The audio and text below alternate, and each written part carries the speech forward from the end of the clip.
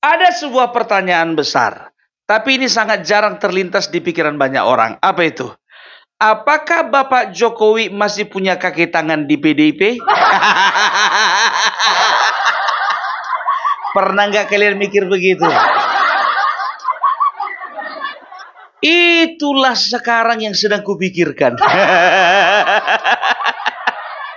Kulihat makin kesini PDIP makin runyam. Oh, berarti ini bukan masalah internal PDIP saja. Ini artinya masih banyak kaki tangan Bapak Jokowi di dalamnya. Karena apa? Karena banyak sekali kemelut yang dihadapi PDIP sekarang ini. Akan ada beberapa hal yang menjawab pertanyaan dari Opung Parbelak ini. Yang pertama bisa dikatakan bahwa di dalam PDIP sekarang ini ada dua faksi kuat. Yang pertama itu faksinya Puan Maharani, yang kedua itu faksinya Prananda Prabowo. Ya, jadi ini setelah kudalami, ternyata mereka ini sama-sama punya ambisi. Ya, walaupun mereka sama-sama Megawati, tapi bapak orang ini beda. Nggak satu bapak ini. Kalau satu bapak orang ini nggak akan terjadi faksi. Bisa saja faksi yang lain beda. Mereka satu faksi kan begitu. Tapi mungkin itulah dia, sama seperti kerajaan zaman dulu, ya kan. Walaupun satu bapak, tapi karena lain mama, ya kan, bisa perang, ya, antara keduanya. Demikian juga sebaliknya, walaupun satu mama, tapi lain bapak, oh lebih dahsyat perangnya. Ya, jadi di dalam PDIP ini ada dua faksi, faksinya Puan Maharani dan juga faksinya Prananda. Kalau faksinya Puan Maharani, isinya adalah orang-orang yang lebih berpikir realistis dan juga lebih berpikir kepada bagaimana menemukan solusi, ya, menemukan solusi terhadap satu masalah di negeri ini, ya. Terlebih lagi antara hubungan mereka dengan Bapak Jokowi, kan begitu. Kita bisa lihat sendiri bagaimana Ibu Puan, ya, selalu berusaha menjadi pribadi yang sweet di depan Bapak Jokowi. Kita bisa tangkap dalam beberapa kesempatan, ya, mereka berdua itu terlibat dalam percakapan yang mesra, ya. Itu Bapak Jokowi dengan Ibu Puan Maharani. Aku yakin, ya, sampai sekarang, ya, aku bilang sama kalian, sampai sekarang itu pasti masih telepon-teleponan. Ya, sekarang begini, ya, siapa aja orang-orang di dalam faksinya Ibu Puan ini, ya.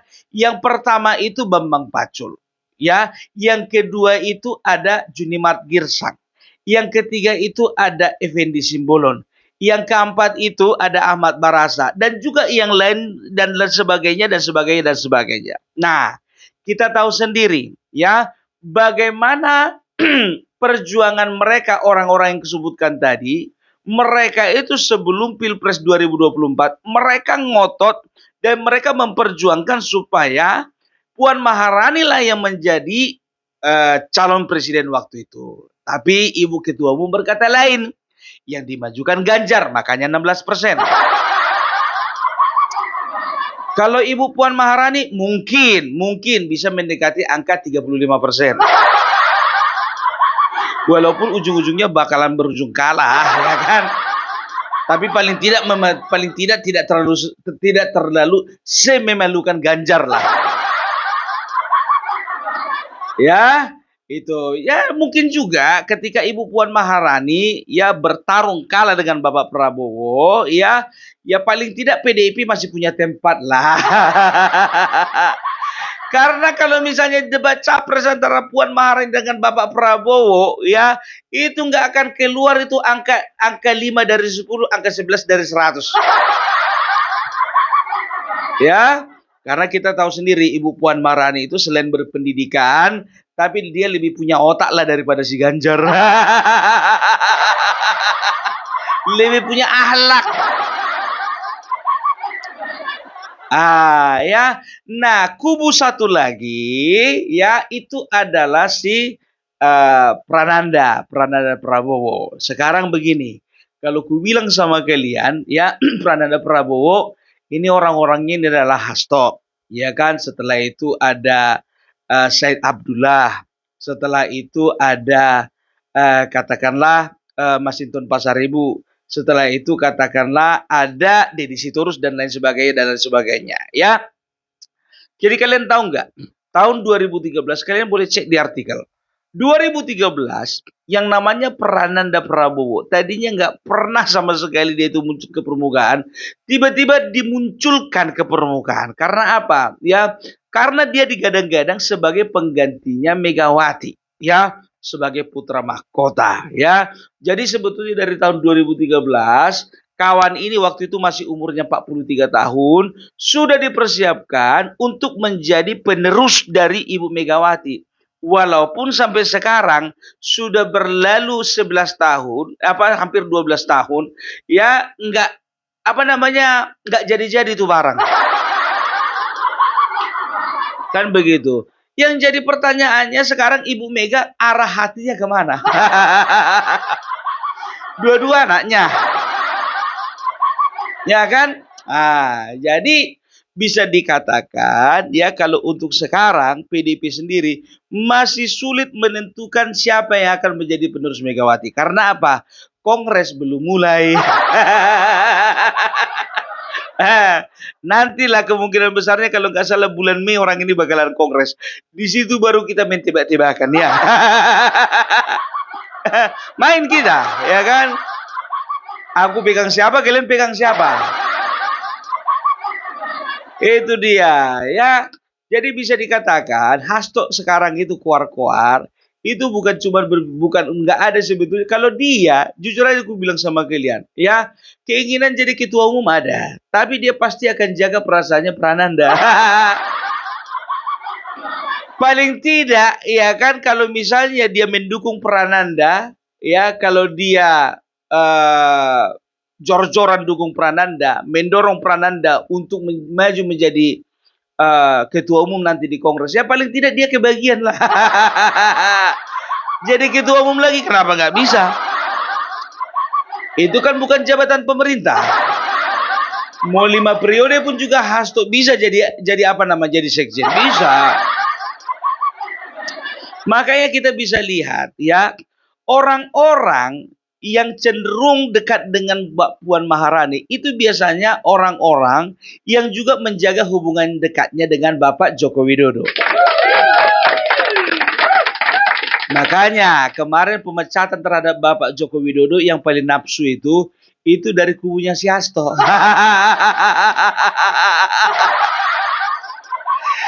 Ya, kubunya Hasto.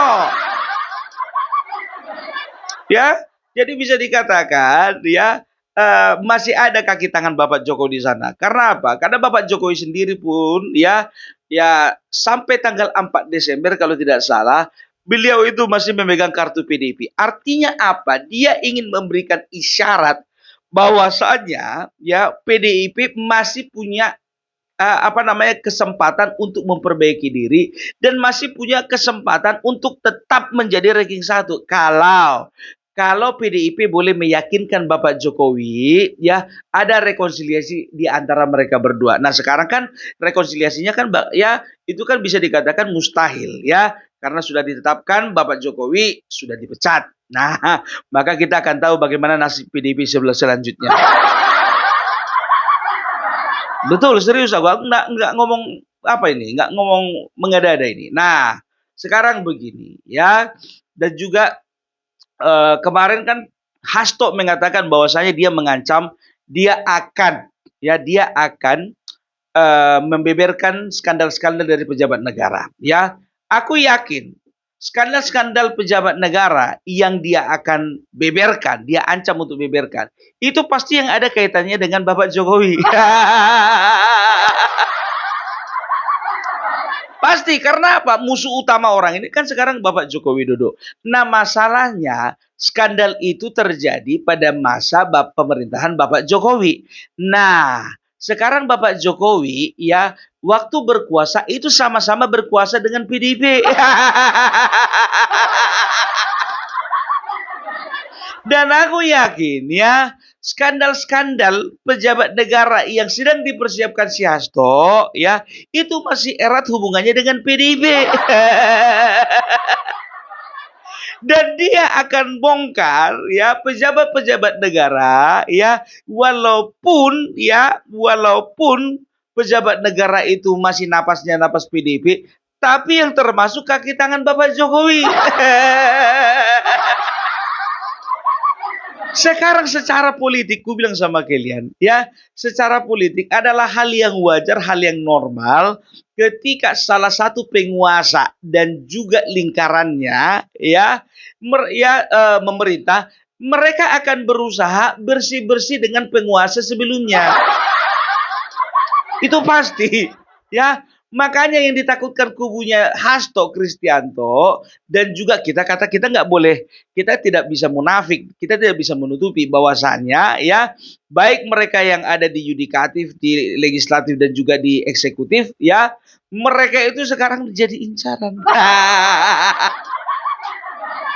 Jadi incaran secara politik ya. Maka satu persatu ya coba ya. Maka satu persatu mereka itu akan diangkat. Ini adalah pembalasan. Kenapa bilang pembalasan? Coba perhatikan kalian dulu ya, perhatikan kalian.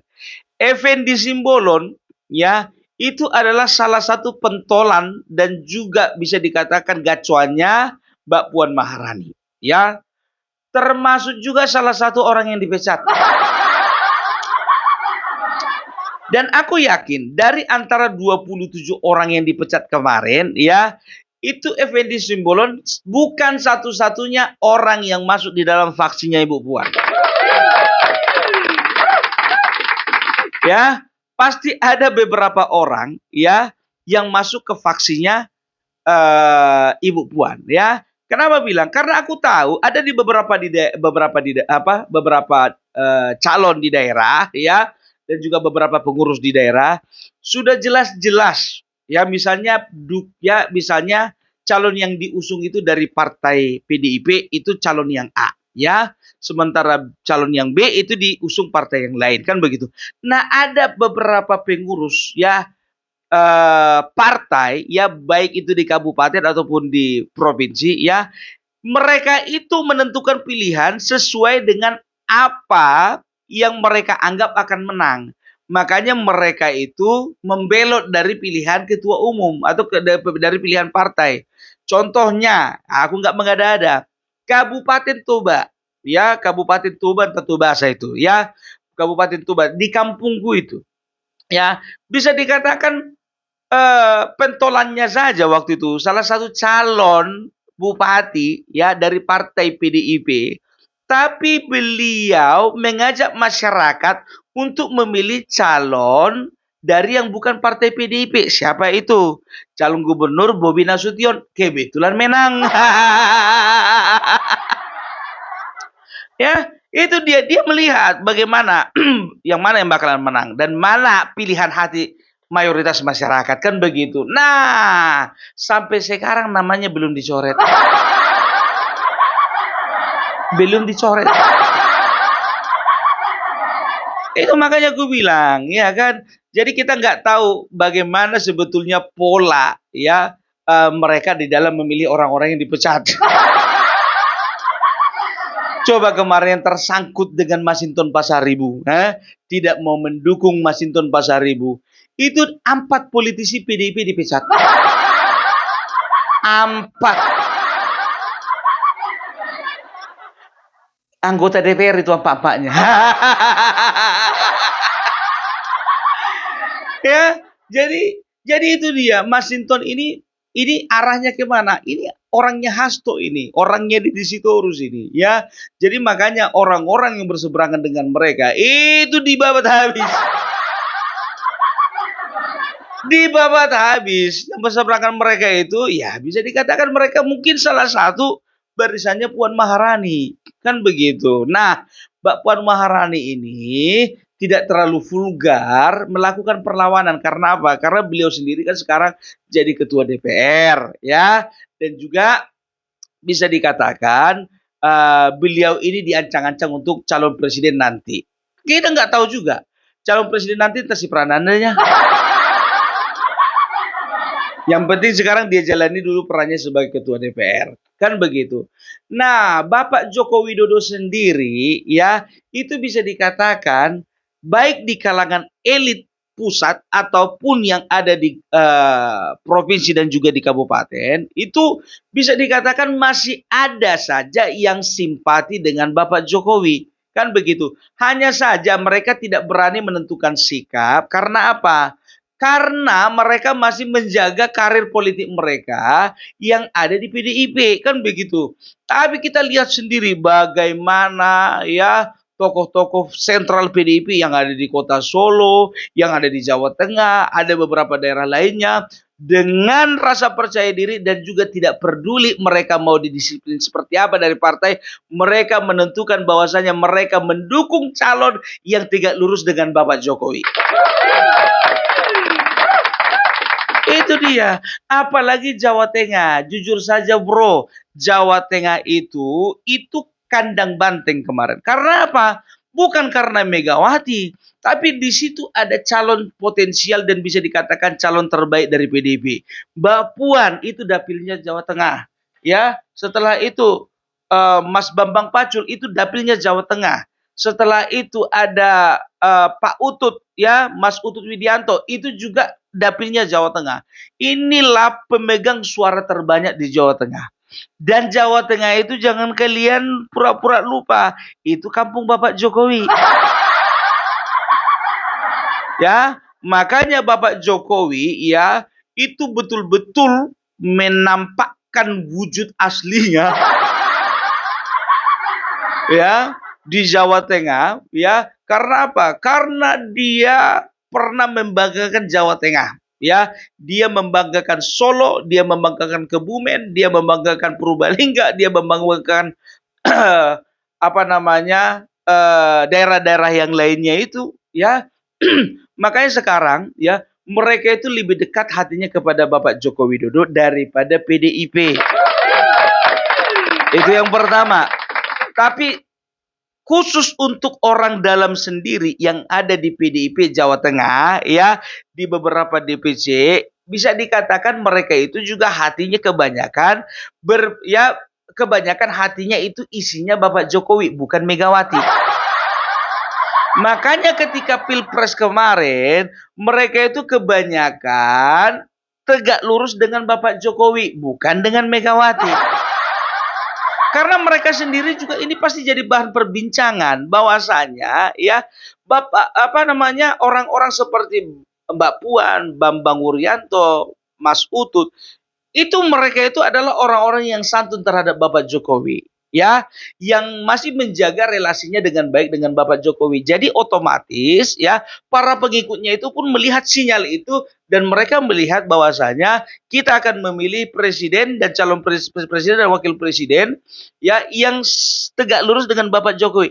Nah, kebetulan wakil presidennya anak Bapak Jokowi. Bangga dong dari Jawa Tengah. Kalau kemarin presiden, sekarang wakil presidennya dari Jawa Tengah juga, kita nggak bisa menutup kemungkinan setelah satu periode lagi, nanti contohnya 2 periode Prabowo Gibran, dari Jawa Tengah lagi Gibran menjadi presiden. Dan ini sebetulnya Megawati ini sudah melihat bagaimana berat untuk melawan Bapak Jokowi. Karena apa? Karena rakyat di Jawa Tengah ya itu hatinya sudah beralih dari Megawati kepada Jokowi.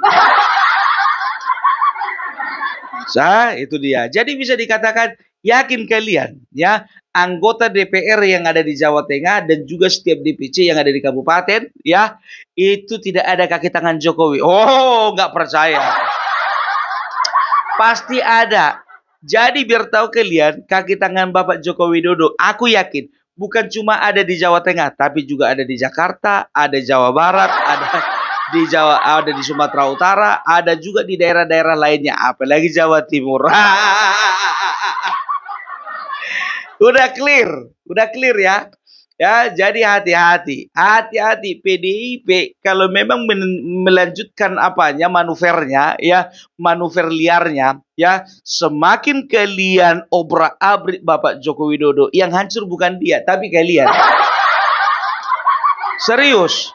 Kita lihat nanti kongres. Yakin aku, ku bilang sama kalian, kongres nanti pasti ribut. Perhatikan.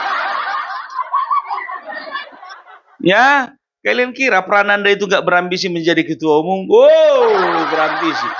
Prananda dari suami pertama, Puan Maharani dari suami kedua. Nah, kalaupun contohnya kedua-duanya nampak di permukaan, contohnya tidak terlalu berambisi, tapi mereka punya pengikut-pengikut yang loyal. Kan begitu. Nah, sekarang ya hati-hati. Hasto kemarin katanya punya video ya. Tapi ingat ya, Joko Widodo juga pasti punya rekam jejak. Jadi mana-mana dari kalian yang kemarin itu pernah ingin melakukan kejahatan, entah korupsi kah itu, entah melanggar undang-undang kah itu, entah penyelewengan terhadap kebijakan kah itu, ya ingat ya, data yang kau miliki Hasto tidak sebanyak data yang dimiliki Bapak Jokowi. Makanya sekarang dia lagi mikir-mikir itu.